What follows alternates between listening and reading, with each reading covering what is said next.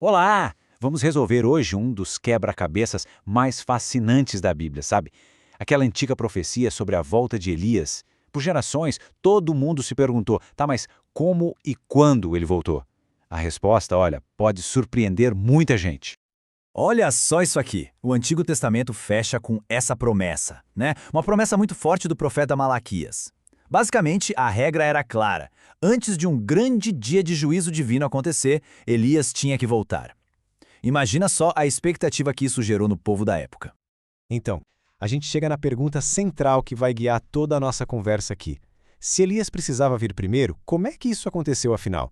A resposta, adianto, não é tão óbvia. A gente precisa mergulhar no que a profecia realmente queria dizer. Para a gente entender essa história, primeiro a gente tem que se colocar no lugar daquelas pessoas. Pensa bem, era um povo que vivia sob ocupação, esperando um salvador, então essa promessa não era só um detalhe, era uma questão de esperança, de sobrevivência mesmo. Para o pessoal ali do primeiro século, a vinda de Elias era o sinal.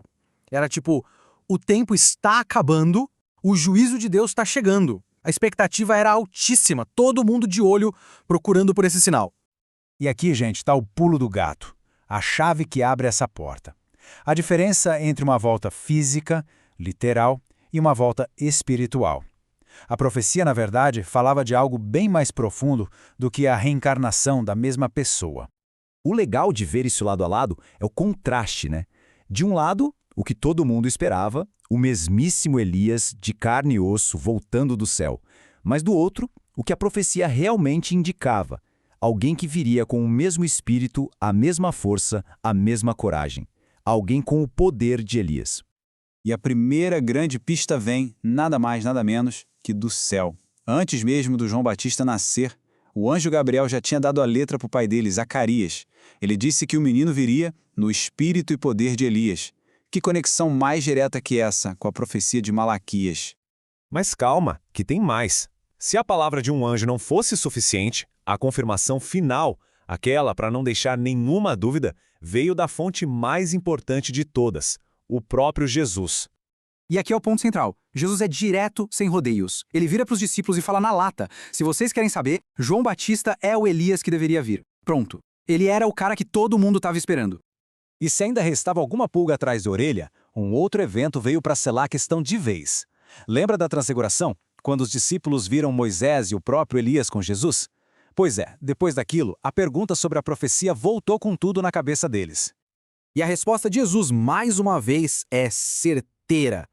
Ele confirma que sim, Elias já veio, só que tem um tom meio triste na fala dele, sabe? Ele explica que esse Elias, que era João Batista, foi rejeitado, foi morto pelas autoridades. A profecia se cumpriu, mas passou batido por quem mais deveria ter prestado atenção.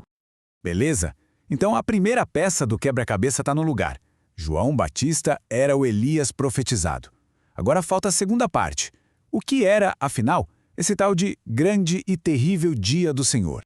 E é aqui que a nossa perspectiva precisa mudar. Esse dia terrível não era o fim do mundo, como muita gente pensa. No contexto daquela profecia era algo bem específico. Era sobre o fim de uma era, o fim da era judaica, que teve seu ponto máximo na destruição de Jerusalém e do templo no ano 70 depois de Cristo. E o mais interessante é que as próprias palavras do João Batista confirmam isso. Ele não estava falando de algo lá no futuro distante. Ele dizia, o machado já está na raiz das árvores. Essa imagem é forte, né? Significa que o corte era para já. O juízo estava batendo na porta. Essa linha do tempo aqui deixa tudo bem claro. O aviso do João Batista foi ali por volta do ano 30. Foi o último chamado. E aí, uns 40 anos depois, o tempo de uma geração, o que aconteceu? A queda de Jerusalém. O juízo chegou exatamente como previsto. Então, quando a gente junta todas as peças, o que a gente vê? Um ciclo profético se fechando. Perfeitamente. Tudo aconteceu ali, naquela geração. Então vamos só repassar o passo a passo. Primeiro, a profecia de Malaquias. Segundo, João Batista aparece cumprindo o papel. Terceiro, Jesus chega e confirma tudo. E quarto, o juízo vem, com a destruição de Jerusalém. Ciclo fechado, sem pontas soltas. E a consequência disso tudo é gigantesca. O cumprimento dessa profecia significou o fim de uma era. Aquele sistema antigo dos sacrifícios no templo ficou para trás. A nova aliança com Cristo estava agora plenamente estabelecida.